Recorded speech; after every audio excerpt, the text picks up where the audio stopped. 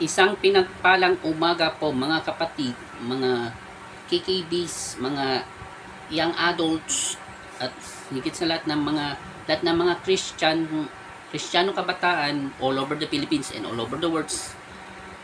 Kumusta ang simba nyo kanina sa church?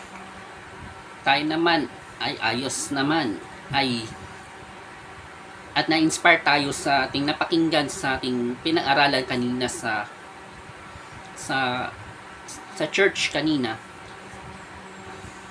Bago po ako magsimula sa ating pagbabahagi ng salita ng Panginoon, please don't forget to subscribe sa aking YouTube channel na Mike Trinidad 7889 at sa aking TikTok account na Mike Trinidad, basta hanapin nyo lang po.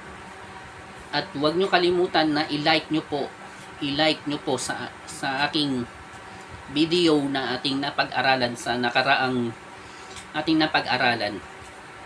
At sisimula ko po at bibilisan ko lang po na sabi ni Pastor Joey na tatapusin na sabi ni Pastor Joey na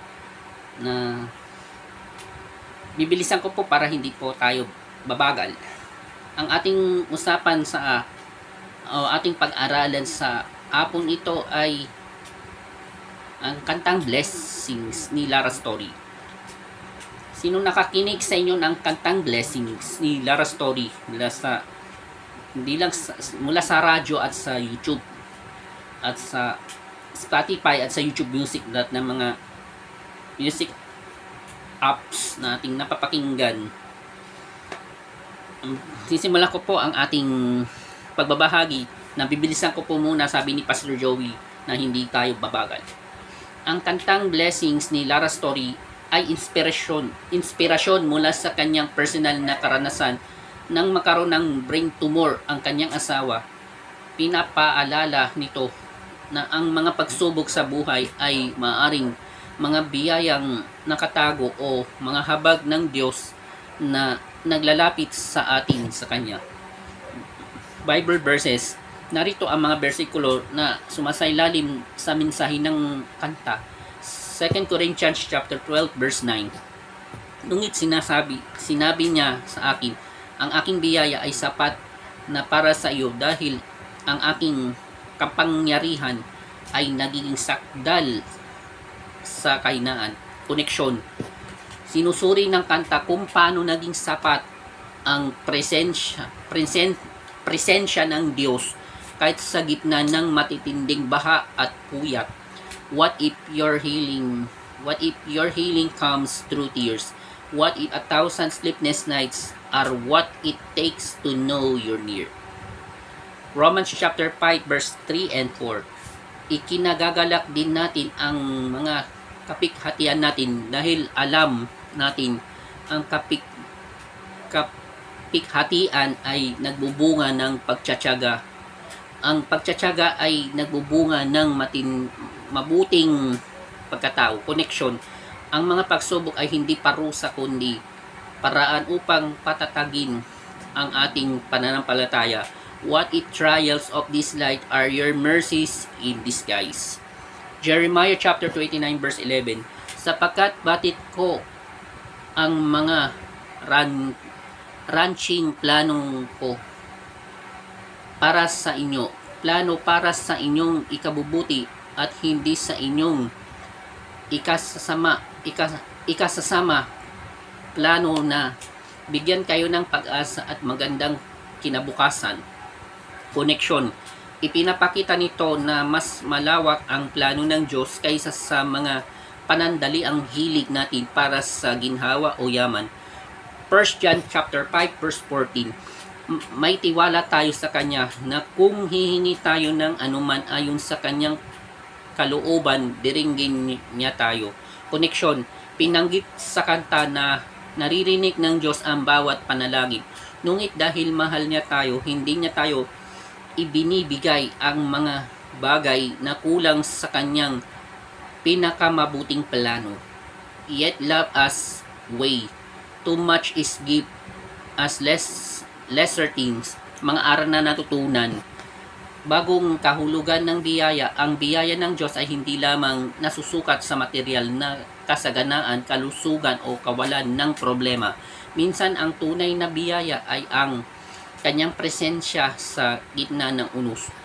Number 2, pagtitiwala sa kabutihan ng Diyos. Madali tayong mag-alinlangan kapag hindi sinagot ang ating mga panalangin sa parang gusto nating itinuturo sa kanta na manatiling tapat dahil ang Diyos ay mabuti. Kahit na iba ang takbo ng ating buhay sa ating mga inaasahan. Mercies in disguise. Ang mga kabiguan, sakit at paghihirap ay maaaring instrumento ng Diyos upang iligtas tayo sa mas malalang panganib o upang ituwid ang ating relasyon sa Kanya. Number 4 and last, nagdadalis. Ang halaga ng paglapit sa Kanya, ang mga sleepless nights o gabi ng kawalan ng katuringan ang madalas na natutulak sa atin na lumuhod, tumawag at tunay na makakakilala sa Panginoon. Sa ating conclusion, ang kantang Blessings ay isang paanyaya na baguhin ang ating pananaw sa kung paano kumikilos ang Diyos. Ipinapaalala nito na ang Diyos ay hindi nagpapadala ng hirap upang tayo ay saktan, kundi upang masiksik nating maranasan ang kanyang pagmamahal at kapangyarihan. Kung hindi man niya hindi man niya alisin ang ating mga raindrops o bagyo sa buhay, maaari nating asahan nang gagamitin niya tayo ang mga ito upang hubugin tayo para sa mas dakilang layunin. Amen to that. Dahil na-bless ako dito sa kantang Blessings na kanta ni Lara Story, ay isang binigyan tayo ng Panginoon ng isang magandang blessings para sa ating kalusugan at sa ating paglilingkod natin at pagkakilala natin sa Panginoon. Yan ang blessing. Isang muli po, magandang hapon, magandang umaga po mga